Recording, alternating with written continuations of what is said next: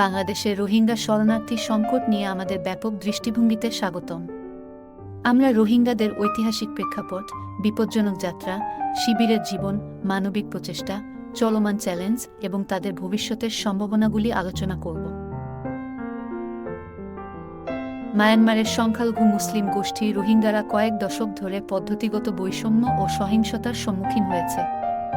1982 সালে নাগরিকত্ব কেড়ে নেওয়া হলে তারা কঠোর বিধিনিষেধ এবং পর্যায়ক্রমিক সহিংসতার শিকার হন। ঐতিহাসিক জাতিগত উত্তেজনা এবং রাজনৈতিক প্রান্তিককরণের মূলে রয়েছে রোহিঙ্গা সংকটের শিকড়।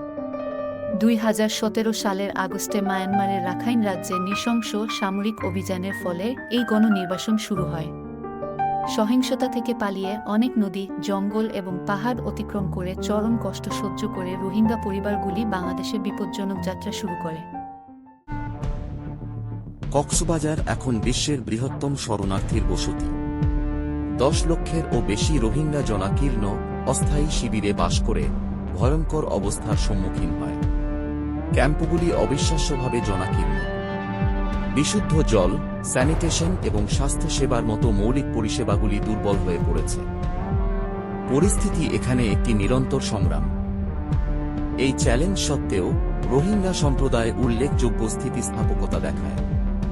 এখানে ছোট ব্যবসা, স্কুল এবং কমিউনিটি সেন্টারগুলি গড়ে উঠেছে, যা স্বাভাবিকতার অনুভূতি তৈরি করতে সহায়তা করেছে। আন্তর্জাতিক সম্প্রদায় এখানে উল্লেখযোগ্য মানবিক সহায়তার মাধ্যমে সাড়া দিয়েছে। UNHCR, IOM, ইউনিসেফ এবং বিশ্ব খাদ্য কর্মসূচির মতো সংস্থাগুলি গুরুত্বপূর্ণ সহায়তা প্রদান করে। তাদের লক্ষ্য হল খাদ্য, জল এবং চিকিৎসা পরিষেবা সহ জরুরি ত্রাণ সরবরাহের পাশাপাশি শিক্ষা ও জীবিকার মতো দীর্ঘমেয়াদী সমাধানের দিকেও কাজ করা। বিশেষ করে বর্ষাকালে এই শিবিরগুলি প্রাকৃতিক দুর্যোগের ঝুঁকিতে থাকে।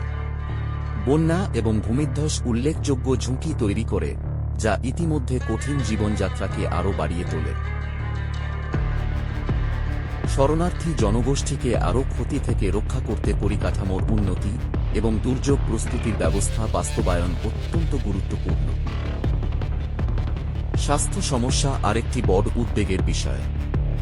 অতিরিক্ত ভিড় এবং দুর্বল স্যানিটেশন রোগের প্রাদুর্ভাবের দিকে পরিচালিত করে, যেখানে মানসিক স্বাস্থ্য একটি সমালোচনামূলক কিন্তু প্রায় বিষয়টি উপেক্ষা করার বিষয় হিসাবে রয়ে গেছে।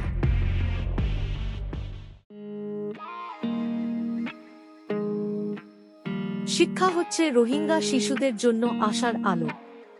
বিভিন্ন চ্যালেঞ্জ সত্ত্বেও বিভিন্ন এনজিও এবং কমিউনিটি উদ্যোগ শিক্ষা প্রদানের জন্য কাজ করছে। এই শিশুদের ভবিষ্যতের জন্য শিক্ষা অত্যন্ত গুরুত্বপূর্ণ। এটি তাদের স্বাভাবিকতার অনুভূতি এবং একটি উন্নত ভবিষ্যতের সম্ভাবনা প্রদান করে। তরুণ প্রাপ্তবয়স্কদের দক্ষতা অর্জনে সহায়তা করার জন্য বৃত্তিমূলক প্রশিক্ষণ কর্মসূচিও চালু করা হয়েছে, যা ভবিষ্যতে তাদের উপকৃত করতে পারে, তা সে বাংলাদেশেই হোক বা মায়ানমারে ফিরে আসতে সক্ষম হোক। রাজনৈতিক সমাধান এবং মায়ানমারে নিরাপদ, স্বেচ্ছায় প্রত্যাবাসনের মাধ্যমেই দীর্ঘমেয়াদী সমাধানে পৌঁছতে পারে রোহিঙ্গা সংকট। তবে মায়ানমারের পরিস্থিতি তাদের প্রত্যাবর্তনের জন্য অনিরাপদ রয়ে গেছে। মায়ানমারে রোহিঙ্গাদের অধিকার ও নিরাপত্তা নিশ্চিত করতে আন্তর্জাতিক চাপ ও কূটনৈতিক প্রচেষ্টা অপরিহার্য। এদিকে সংকট মোকাবিলায় বাংলাদেশের অব্যাহত সমর্থন প্রয়োজন। বাংলাদেশে রোহিঙ্গা শরণার্থী সংকটের এই অনুসন্ধানে আমাদের সাথে যোগ দেওয়ার জন্য আপনাকে ধন্যবাদ।